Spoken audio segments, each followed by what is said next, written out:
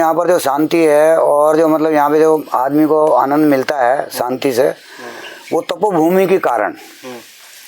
अभी यहाँ मेला लग जाए, यहाँ पे स्पीकर चलने लग जाए, यहाँ पे ऐसे दुकानदारी चालू हो जाए तो फिर वो शांति नहीं मिलेगी, बाजार बन जाएगा। हाँ, बाजार बन जाएगा।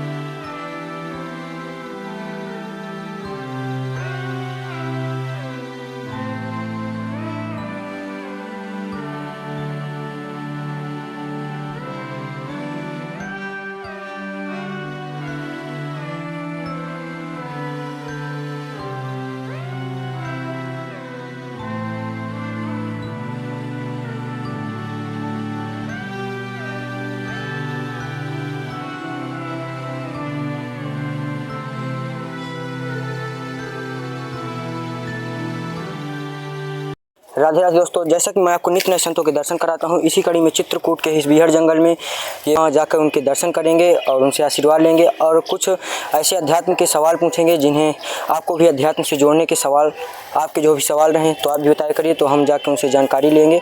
और वहाँ ऐसा बताया जा रहा है कि जड़ी बूटियों से बीच जंगल से पानी निकल रहा है, जो जड़ी बूटियों का आ रहा है, जहाँ पानी के लिए लोग दूर दूर से आते हैं। जो बताया जा रहा है कि बॉम्बे, दिल्ली, जो ऐसे ऐसे शहर से जो लोग आते हैं, यहाँ का पानी ले जाते हैं, कई लीटर जो डिब्बा में ऐसे भर भर ले जाते हैं ताकि वहाँ पानी जाके पीते रहते हैं। इससे इस पानी से किसी प्रकार की बीमारी नहीं किसी को हो सकती। जैसा यहाँ क्योंकि पूरा बीहड़ जंगल है और जंगल में हर जड़ी बूटी का नीचे से पानी आ रहा है, तो कोई भी किसी प्रकार की तकलीफ नहीं हो सकती इस पानी से। तो आइए चलते हैं, आज उनके दर्शन कराएंगे और देखते हैं क्या कर रहे हैं, भोजन प्रसादी जो भी वो बना रहे हैं। और जो भी हमारी सेवा रहती है तो हम लगातार सेवा भी अपनी पहुंचाते रहते हैं, जो भी छोटी मोटी सेवा रहती है तो हम लिए रहते हैं। और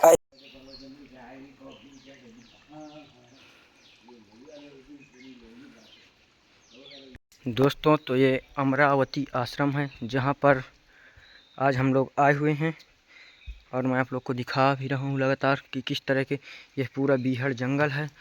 ये आप लोग देख सकते हैं, बीहड़ जंगल के बीचों बीच यहाँ पर एक आश्रम बना हुआ, आप लोग देख सकते हैं कितना दिव्य आश्रम है।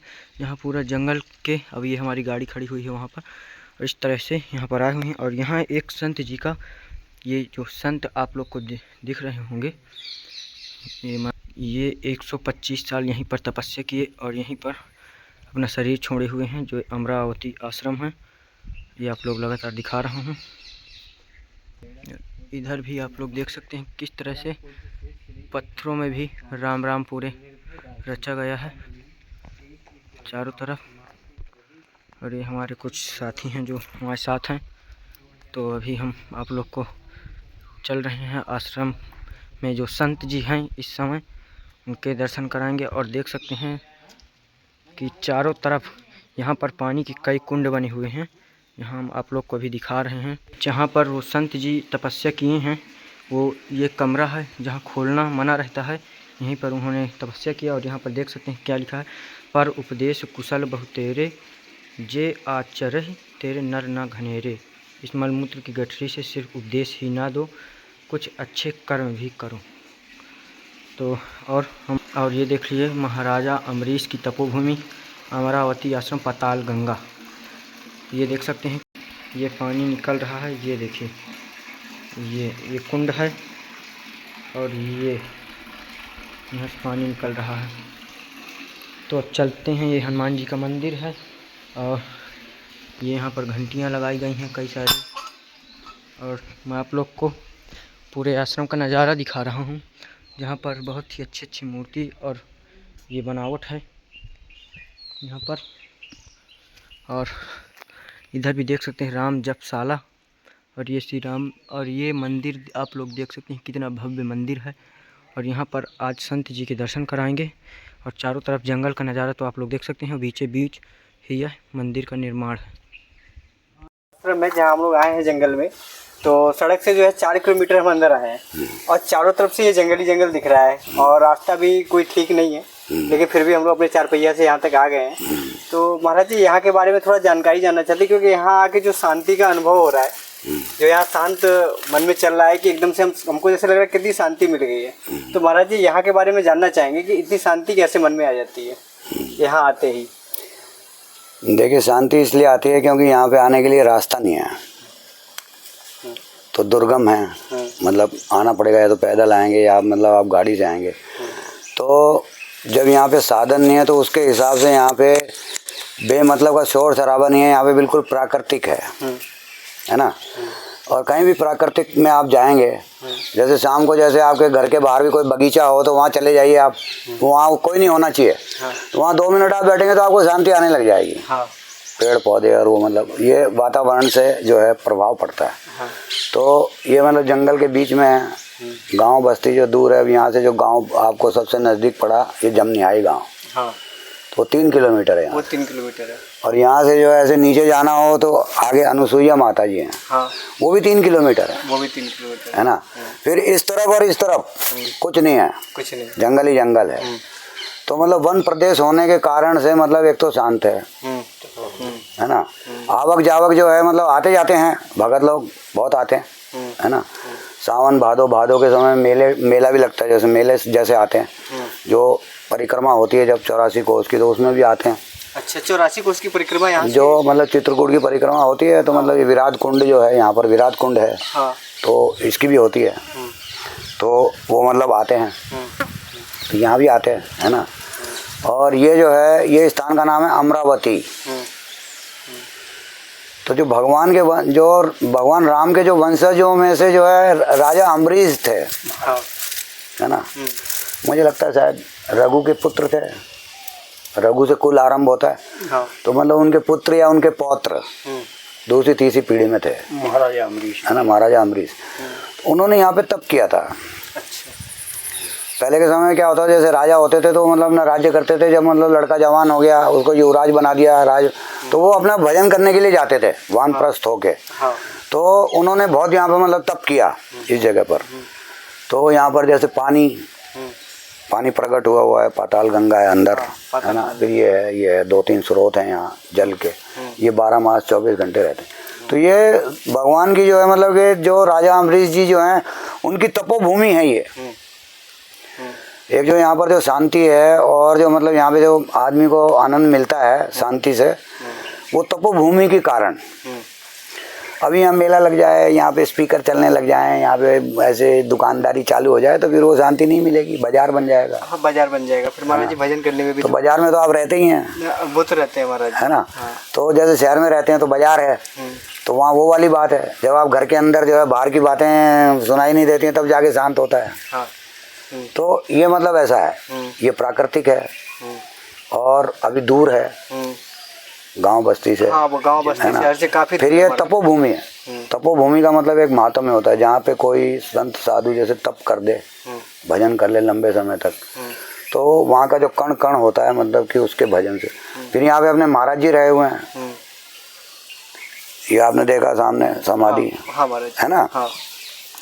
तो ये महाराज जी यहाँ पे 30-40 वर्ष तक रहे हैं, तो इन्होंने बहुत भजन किया है, महाराज जी ने भी, है ना। तो उनका भी है। महाराज जी हमने सुना कि महाराज जी समथिंग 125 वर्ष से ज़्यादा समय यहाँ तक रहे। नहीं 30 वर्ष। अच्छा, 125 वर्ष की अवस्था में शरीर छोड़ा उन्होंने। अच्छा, मतलब वो आयु है। अच्छा, 125 वर्ष उनकी आयु थी, मतलब आयु है ना। यहाँ पे 30-35 वर्ष मतलब वो रहे वर्ष उन्होंने यहाँ तपस्या की लगातार, तो यहाँ पे रहे। उनको गुरुजी कोई सिद्धि भी प्राप्त हो गई थी यहाँ? जैसे देखो ऐसा है, सिद्धि प्राप्त हो गई थी कि मतलब आप उसमें से सिद्धियाँ गिनाएंगे, ये वाली वो वाली, ये बात नहीं होती है। सिद्धि का मतलब ये होता है कि मतलब कि मैं भजन कर रहा हूँ और जिसका मैं भजन कर रहा हूँ उसके साथ जब मेरा एक रूप हो जाएगा, उसको बोलते हैं सिद्धि। सिद्धि का मतलब ये होता है, सिद्धि के लिए खोज होती है। खोज। जब ये खोज पूर्ण हो जाए, है ना, खोज जब मतलब पूरी हो जाए, उसको बोलते हैं सिद्ध हो गया। सिद्ध हो गया का मतलब जैसे अपन दाल पका रहे हैं, गल गई बन गई, उसको बोलते हैं सिद्ध हो गई। तो ऐसे ही जो है मतलब संतों की बात होती है। सिद्ध का मतलब होता है कि मतलब अब वो सिद्धियाँ तो होती हैं, है ना। आदमी रोता हुआ आएगा, बीमार आदमी आ गया, महाराज जी ने 2 बातें की, थोड़ी सी औषधि ऐसे दे दिया और वो जो है स्वस्थ होके चला गया। हाँ। और पता नहीं कौन कौन से डॉक्टरों से जो उसने कितना वो, तो संतों की तो कई सिद्धियां हैं, कई प्रकार की। हाँ। आप आए दुखी होके आए, आपको ऐसे देख ही लिया, खाली कुछ किया ही नहीं, और दर्शन मात्र से जो आपके अंदर ऐसी बात आ गई कि लो, उन बातों से अब आप जो है कोई विचलित आप नहीं होते हैं। नहीं महाराज। तो वो उनकी सिद्धि, मतलब वो उनका प्रभाव होता है, जो भजन होता है ना उसका प्रभाव होता है। महाराज जी गृहस्थ कैसे भजन को करें? गृहस्थी में रह करके महाराज जी कैसे देखिए- भव सागर से पार हो? देखिए ऐसा है, भव सागर का मतलब मालूम है आपको? नहीं महाराज जी, हम उसी ज्ञान की खोज में तो महाराज जी चल रहा हुआ है। नहीं, देखो भाव जो कहते हैं भय को, है ना, और संसार के अंदर जो है हर जो मनुष्य मतलब ये भय है, सभी को है। मतलब इसमें संत होते हैं ना उनको भी होता है। हाँ। लेकिन उनका धीरे धीरे धीरे धीरे जैसे बर्फ जो है गलते गलते पिघल जाती है ना, हाँ। पानी भी बह जाता है, सूख जाती है जगह, हाँ। तो उनका विसर्जित हो जाता है। हाँ। और जो संसारी हैं उनका रहता है ना। तो इसी का मतलब ये सागर है। अब भय किसका? मृत्यु का। मृत्यु का। कोई भी भय, जैसे अंधेरा है, अभी जंगल है, अंधेरा हो गया, आप जा रहे हो, आपको जो है वहाँ कोई नहीं है, आपको भय लगेगा। लगेगा।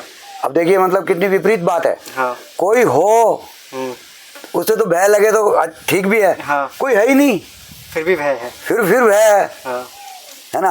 हाँ। तो मतलब कहीं मैं मर ना जाऊं, कहीं मेरे को मतलब जो कोई भी जितने भय होते हैं ना अलग अलग प्रकार के होते हैं। अब जैसे आप स्कूल में पढ़ते हैं, परीक्षा देने गए, कहीं मैं फेल ना हो जाऊं, हाँ। ये भी भय है। बिल्कुल महाराज। मेरे से गलती ना हो जाए, ये भी भय है। हाँ। लेकिन मतलब ये तो भय मतलब भय का विस्तृत क्षेत्र है। हाँ। लेकिन कुल मिला के जो भय होता है मतलब वो मृत्यु का भय होता है। हाँ। नहीं होने का, कि अभी मैं हूँ फिर मैं नहीं हो जाऊंगा, ये मृत्यु का भय है। तो ये मतलब एक भय होता है। तो इसके सागर को, इसका सागर ही सागर है। छोटे मोटे भय जैसे कि मैंने आपको बताया कि परीक्षा में पास ना हो पाऊँ, तो ये मतलब भव सागर, भय का सागर है। अब इससे पार जाना है, यानी निर्भय वाली स्थिति में जाना है। निर्भय वाली स्थिति में जाना है। और निर्भय वाली स्थिति आपके भीतर है अभी भी, भय में होने के बाद भी। जो निर्भय है वो मतलब आपका वो है जो मतलब इस संसार में आया। जैसे आप देखिए छोटा बच्चा होता है, हाँ। उसको कोई डर नहीं होता है, नहीं।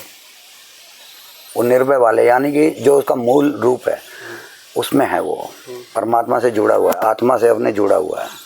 लेकिन धीरे धीरे फिर वो संसार की बातें सीखेगा, हाँ। ज्ञान विज्ञान प्राप्त करेगा, बिल्कुल। बाहर आएगा जाएगा, धंधा करेगा, रोजी रोटी, अच्छा बुरा, है ना, हानि लाभ, इनमें जब पड़ेगा तो फिर ये भय मतलब जागृत होना शुरू हो जाएगा। हाँ। है ना। क्योंकि भय किस बात का है? भय का कारण क्या है? अपने आप को, स्वयं को हम नहीं जानते हैं। हम नहीं जानते, कोई नहीं जानता है। और अपने को छोड़ के बाकी सबको जानते हैं।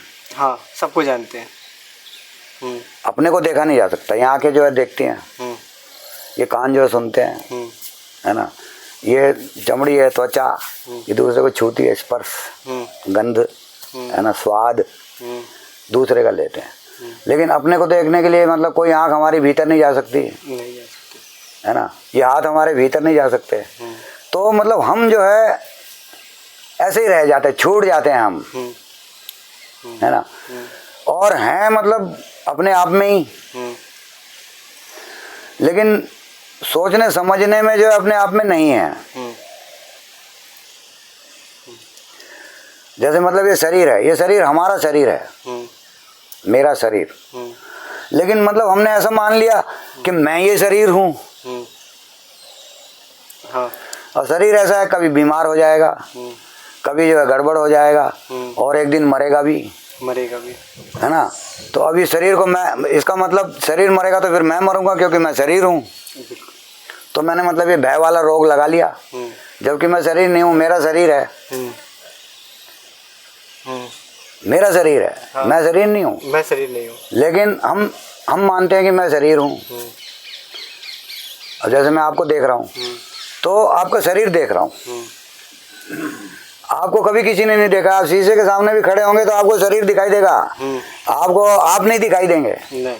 आपको कभी किसी ने नहीं देखा, मेरे को कभी किसी ने नहीं देखा, लेकिन मेरे शरीर को देखा, हाँ। मेरी बातों को सुना, मेरे व्यवहार को जो है देखा, उससे जो है मैंने अंदाज़ा लगाया कि ये है। फिर मेरे कर्म हैं, है ना। अब कर्म में भी ऐसा होता है, जैसे आपसे पूछा जाए आप कौन हैं, क्या हैं, तो बचपन से लेके अभी तक जितने कर्म आपने किए, जो किया, उन सब का जो जोड़ है वो आप हैं। हाँ। वही है ना, वही है महाराज जी, है ना। लेकिन नहीं, आगे भी है अभी जीवन, और आप करते रहेंगे। यानी कि अभी तक जो किया उसको आपने बोला मैं हूँ, लेकिन ये मैं तो बढ़ता ही जा रहा है, बढ़ता जा रहा है। तो वास्तव में मैं कौन हूँ पता ही नहीं चलेगा कभी। कभी नहीं पता। जो भी आप बोलोगे उसके आगे बढ़ जाएगा, हाँ। है ना। तो इसका पता नहीं चलेगा। और जो मेरा होना है, जो मेरा होना है ये वास्तविक है, इसका पता चलना चाहिए। जब तक इसका पता नहीं चलेगा तब तक भय जो है ये नहीं जाएगा, है ना। अब इसके लिए सबसे पहली चीज़ की ज़रूरत है प्यास। क्या? आदमी की प्यास होनी चाहिए। जब आपको प्यास लगती है तब आप पानी को खोजते हैं, है ना। तो जब मतलब जैसे आप कह रहे हो भाव सागर है, तो जब ये भाव सागर आपको लगने लगेगा तब आपके अंदर ये प्यास जगेगी, और ये जो प्यास होती है ये ले जाती है पानी की तरफ। पानी की तरफ जाने का कोई रास्ता नहीं बना हुआ है, कोई नक्शा नहीं है। नहीं, सही बात है महाराज जी, कोई नक्शा नहीं है, कोई आपको पहले से नहीं बताएगा। लेकिन अभी इसमें देखो, इसमें बताना पड़ता है। आपने कोई उल्टा सीधा गलत काम किया हो, आपने कभी किसी को पूछा भी नहीं होगा, कोई गुरु भी नहीं होगा, किसी को बताया भी नहीं होगा। हाँ। और ये अच्छा काम है, इसको करने के लिए गुरु चाहिए, उससे पूछ, इससे पूछ, फिर भी पता नहीं चल रहा है। हाँ। है ना। हाँ। लेकिन नहीं, ये तो मतलब जैसा हम चलते हैं उस हिसाब से।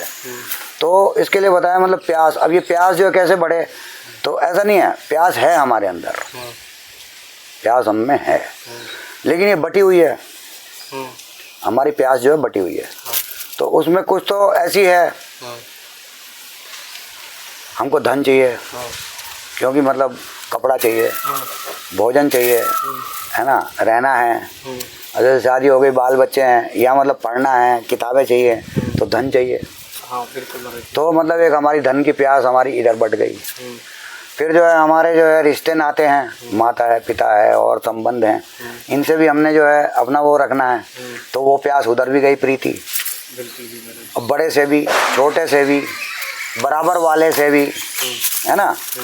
तो ये मतलब प्यास हमारी जो है बट जाती है। ये जब एक जगह पर आ जाए, एक मूल में आए, तब ये प्यास जो होती है, जैसे मतलब जब आप जैसे कोई पढ़ाई करेंगे और उसके अंदर मतलब आपको कोई अचीवमेंट करना है, आप उसको अचीव होना ही चाहते हैं, जैसे मतलब आपको इंजीनियर बनना ही है, तो फिर आप इधर उधर की बातों को छोड़ के उसी के अंदर आप लग जाएंगे, लगन जो कहते हैं। तो उसमें फिर आपको ज़्यादा चिंता नहीं रहेगी, खाने पीने की, कपड़े लत्ते की, इन बातों की चिंता आपको नहीं रहेगी। और अगर आप चिंता करेंगे, अगर आपको करनी पड़ेगी, तो फिर आप इसको पूरा नहीं कर सकते महाराज जी। तो इस प्यास को आदमी की एकाग्र करने के लिए, इसको जगाने के लिए मंदिर हैं, धर्म स्थल हैं, उसमें फिर विधियाँ, कीर्तन है, पूजा है। अभी जैसे नवरात्र चल रहे हैं, इसमें जो है व्रत रखना है ना, तो ध्यान है, ये जो है कर्म है। महाराज जी, एक सहज रास्ता ऐसा हो, जैसे कि मान लीजिए महाराज जी, मैं यहाँ पे आया हूँ, अब मेरे अंदर चिंता घर की है कि बेटी की शादी करनी है, बेटे को पढ़ाना है, और कीर्तन में अचानक से बैठ करके भजन करना, सत्संग की तरफ आना महाराज जी, ये बहुत ही कठिन कार्य होता है।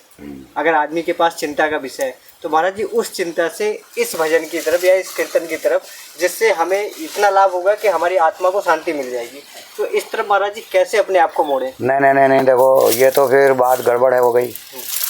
मतलब इसमें भी एक बात है, दरअसल जो आप चाहते हैं कि आपको मिले, है ना, वो ऐसा है, अभी भी वो आपको मिला ही हुआ है।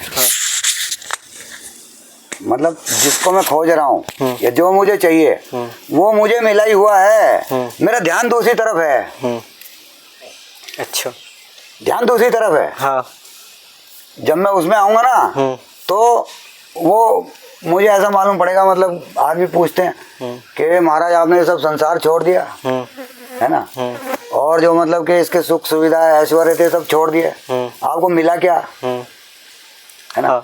तो सच में मतलब संसार जो था इतना सुंदर, इसमें भोग विलास हर प्रकार का, मतलब सुख दुख लाभ हानि सब चीज थी। हाँ। इसको छोड़ दिया जैसे, है ना, तो मिला क्या, मिला कुछ नहीं। मिला हमको वो जो हमारे पास पहले से ही था और हमें मालूम ही नहीं था कि ये हमारे पास है। हाँ। यानी कोई चीज अगर खो गई हो उसको ढूंढने के लिए मार्ग बनता है। हाँ। है ना, और उसको ढूंढने के लिए नक्शा भी बन जाएगा, मार्ग भी बन जाएगा, विधि भी बन जाएगी, सब चीज बन जाएगी। लेकिन जो चीज कभी खोई ही नहीं, हर समय जो हमें प्राप्त है, हर क्षण हर सांस में वो है, हाँ। है ना, और उसको खोजना है। अब ये रहस्यमयी हो जाती है बात, हाँ। है ना। तो ये मतलब भगवान का स्वभाव है रहस्य में होना। भगवान का स्वभाव ऐसा नहीं है कि मतलब वो खोल के दिखा देगी ये ऐसा नहीं। भगवान का स्वभाव है रहस्य में रहना, और ये रहस्य बनता है इसी कारण से कि हम जो हैं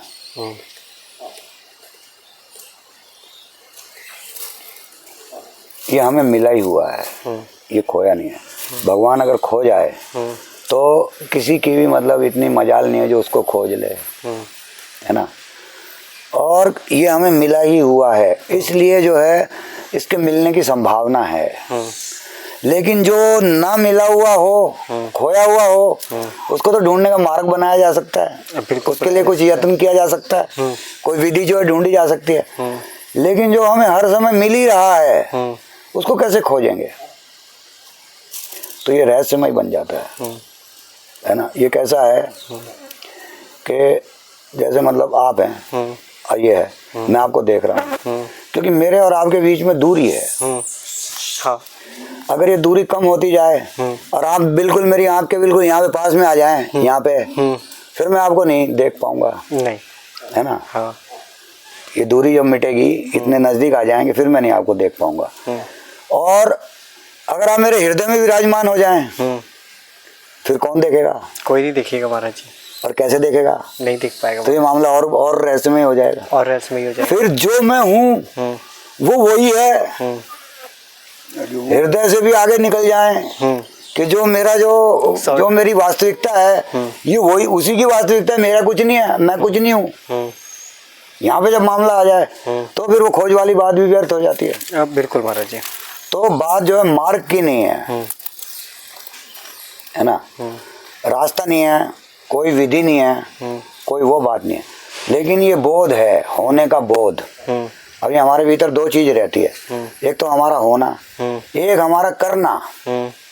जो हम करते हैं तो हम करता है कि मैंने ये डॉक्टरी की विद्या प्राप्त की, डॉक्टर बन गया, ये मैंने किया, है ना। हर आदमी तो डॉक्टर नहीं बन जाता, जो आपने किया वो आप बन गए।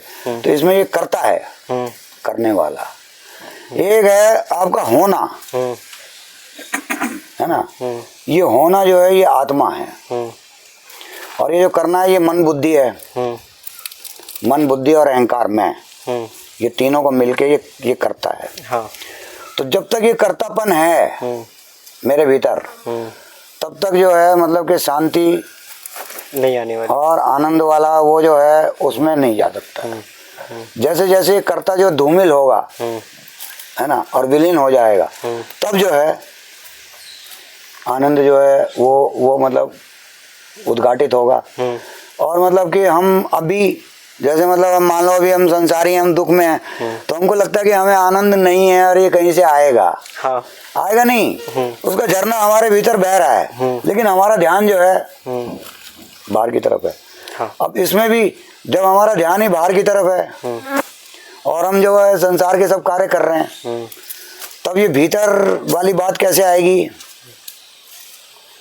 इसमें भी है कि जैसे मतलब आप संसारी व्यक्ति हैं और आप अपने कार्य कर रहे हैं, उस कार्य को पूरी श्रद्धा से और लगन से जो है अगर आप उसको करेंगे, है ना, तो करते करते मतलब ऐसा हो जाएगा कि कोई काम होता है उसको अगर आप बिल्कुल लगन से करने लग जाते हैं ना, तो उसमें ये जो करने वाला है ये विलीन हो जाता है।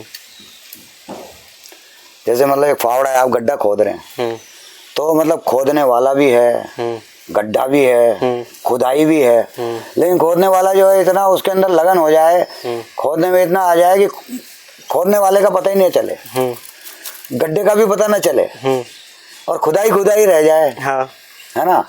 तो ये मतलब उसकी स्थिति वो वाली आ जाएगी, आनंद वाली, अपने आप में आ जाएगा, सागर से पार होने वाली, है ना। ये मतलब भवसागर के पार ही हैं आप।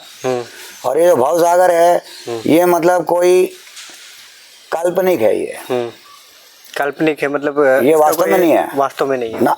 भय जो है ये वास्तव में नहीं है, लेकिन भय से जो है संसार की उत्पत्ति होती है, भय से लोभ की उत्पत्ति होती है, भय से जो है मोह की उत्पत्ति होती है ना।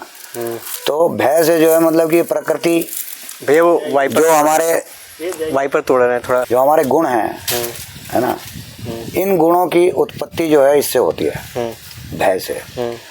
और भय के अंदर ही प्रकृति, और प्रकृति मतलब जो है उसमें सब कार्य जो है चल रहा है। तो ये एक मतलब बाहर की तरफ बहता हुआ जो है ये भगवान का वो जो है एक प्रभाव है, एक उसके भीतर का, भीतर ही भीतर, भीतर ही भीतर, अंतस्थल अंतस्थल अंतस्थल में चले जाएं, है ना।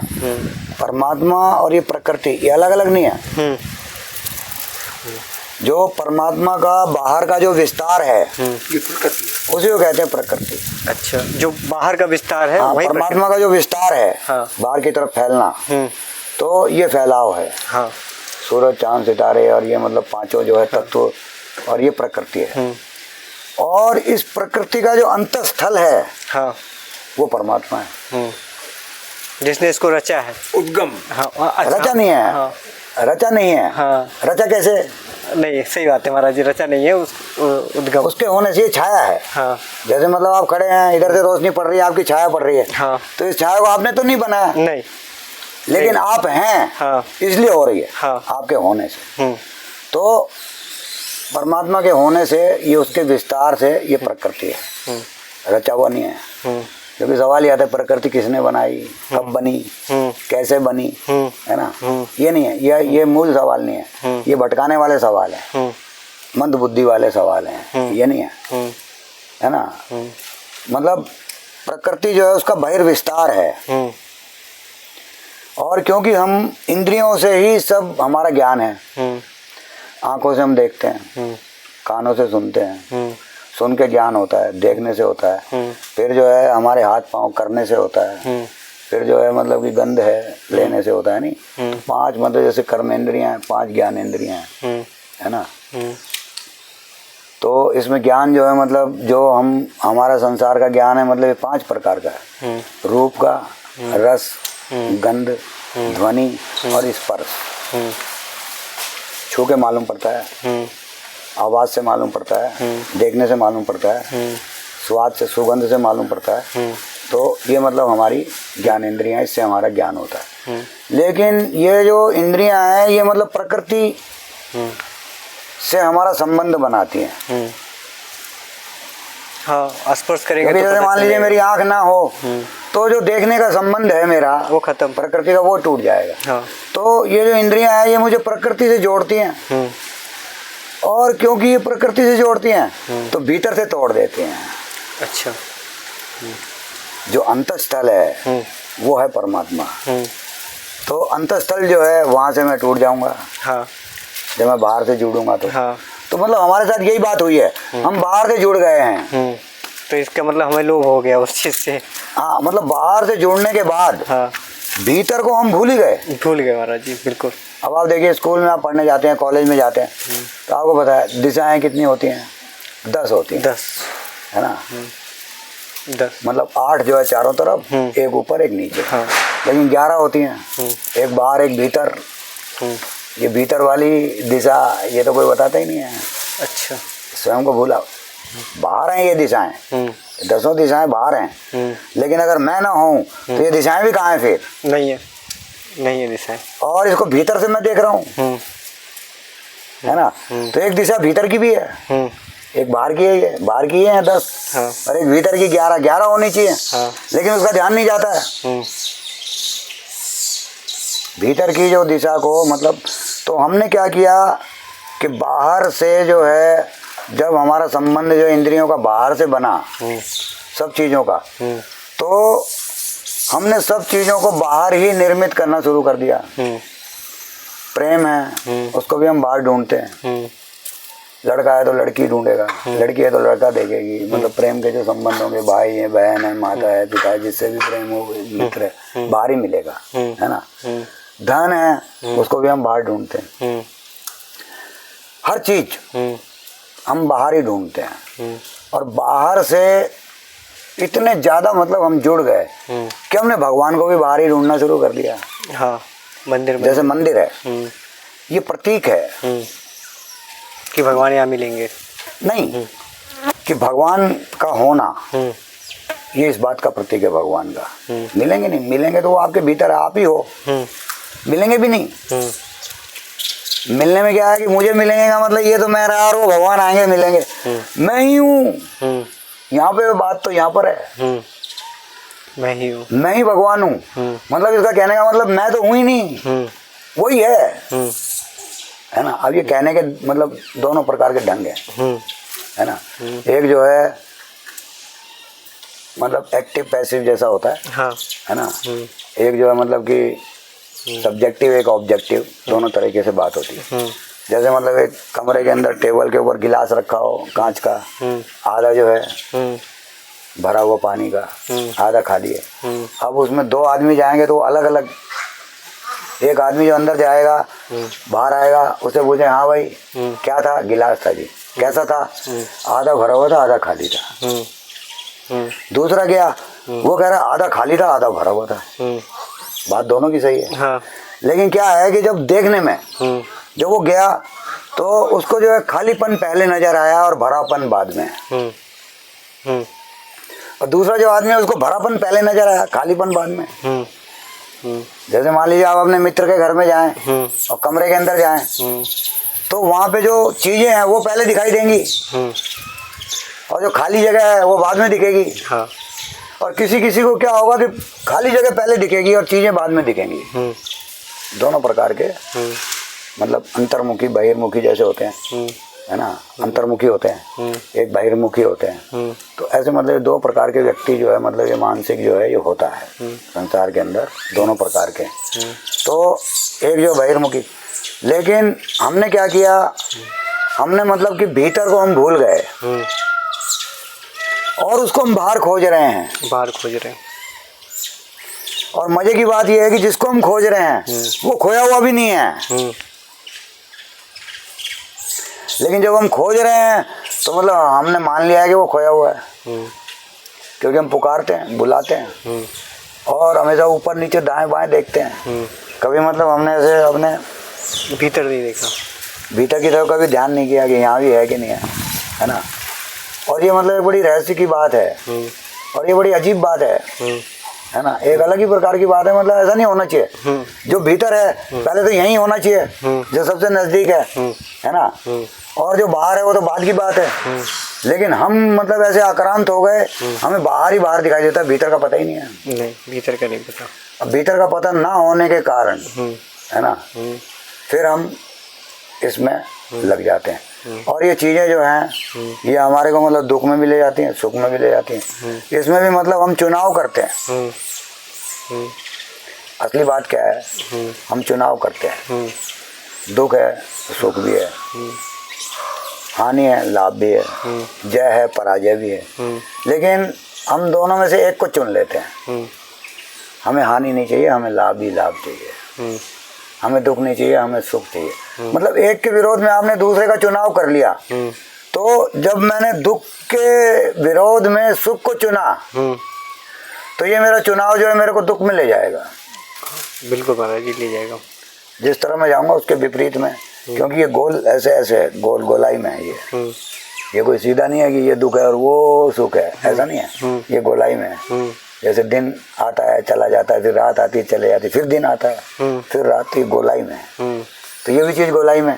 तो जब मतलब मैं सुख के लिए जाता हूँ तो मैं दुख की तरफ जो है चलना शुरू कर देता हूँ, है ना। तो मैं दुख में हो जाता हूँ। अब ये समझने वाली बात है, मतलब एक स्वाध्याय है, स्कूल में जैसे आप क्या करते हैं? महाराज जी अभी तो यही चैनल का काम कर रहे हैं। हाँ। अच्छा, पढ़ाई लिखाई हो गई महाराज, इंजीनियरिंग की थी। अच्छा, हाँ ठीक ठीक ठीक ठीक। हाँ चलो ठीक है, वो तो बात सही है। तो मतलब ये चक्कर है ना।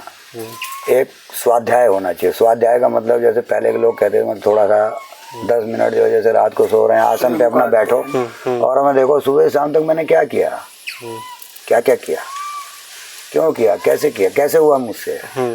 अपना जैसे अध्ययन करते रहेंगे ना। हाँ। तो अपने बारे में बहुत सी बातें हमें पता चलेंगी जो हमें नहीं मालूम है। हाँ। अपना पता हमको दूसरे के कहने से चलता है। हाँ।